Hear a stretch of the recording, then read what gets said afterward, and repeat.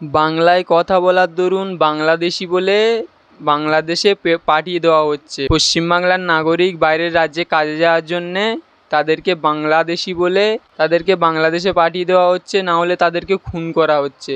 মুসলমান দেখে তাদের প্যান্ট খুলে চেক করে তাদেরকে কুপিয়ে খুন করা হচ্ছে। মুসলমান দেখে দেখে টার্গেট করে করে মারা হচ্ছে।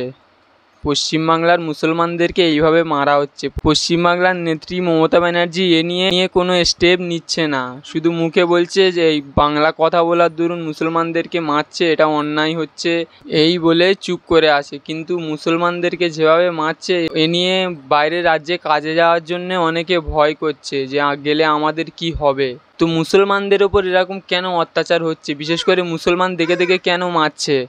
সামনে কিন্তু ভোট আসছে, এটা একটা বিজেপির চক্রান্ত হতে পারে যে মুসলমানদেরকে ভয় খাওয়ানোর একটা প্ল্যান হতে পারে, এই করে মুসলমানদেরকে ভয় খাওয়ানোর চেষ্টা চলছে।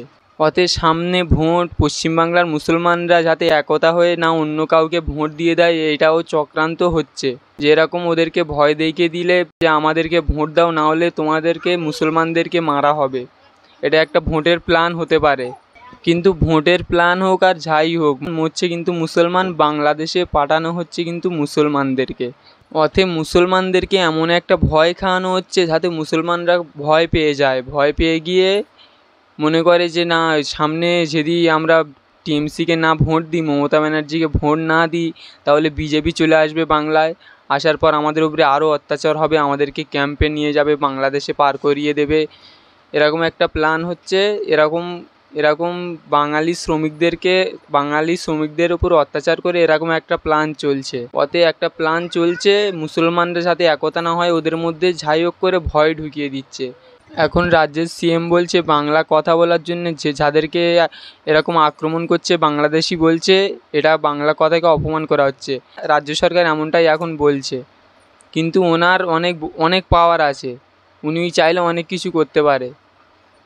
আপনারা ভাবছেন যে ওখানে মুসলমানদেরকে মারছে, বাঙালি শ্রমিকদের ওপরে এরকম আক্রমণ করছে, বাংলার মুখ্যমন্ত্রী কি করতে পারে? ওনার অনেক পাওয়ার আছে, উনি চাইলে অনেক কিছু করতে পারে, কিন্তু কিছু করছে না, মুখে একটু সান্ত্বনা দিয়ে চুপ করানোর চেষ্টা করছে।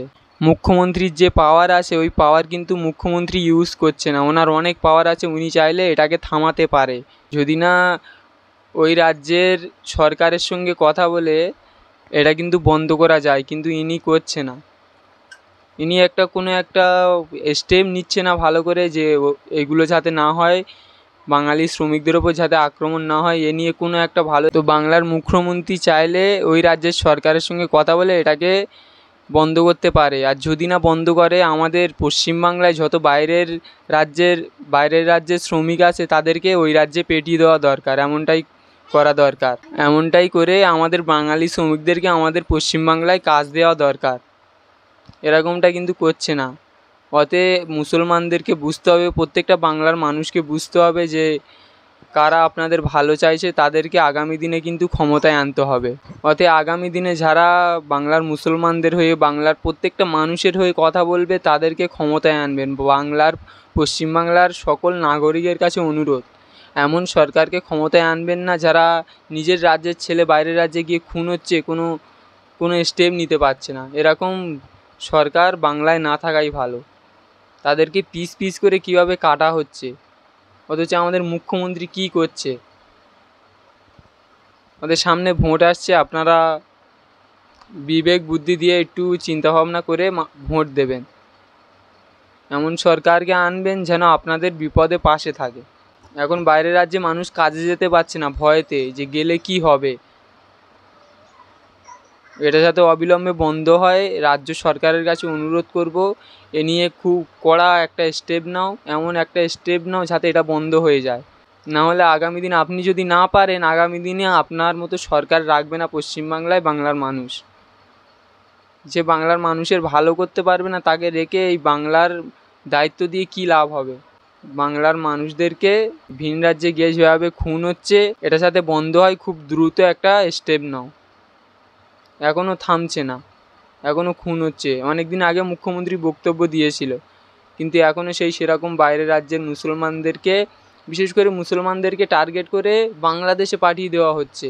তো সকলকে বলবো, সামনে ভোট, একটু ভেবে চিন্তে ভোট দেবেন। ভিডিওটি ভালো লাগলে লাইক, শেয়ার অ্যান্ড সাবস্ক্রাইব করে দেবেন। দ্রুত এই ভিডিওটা শেয়ার করে মানুষকে জানার সুযোগ করে দাও।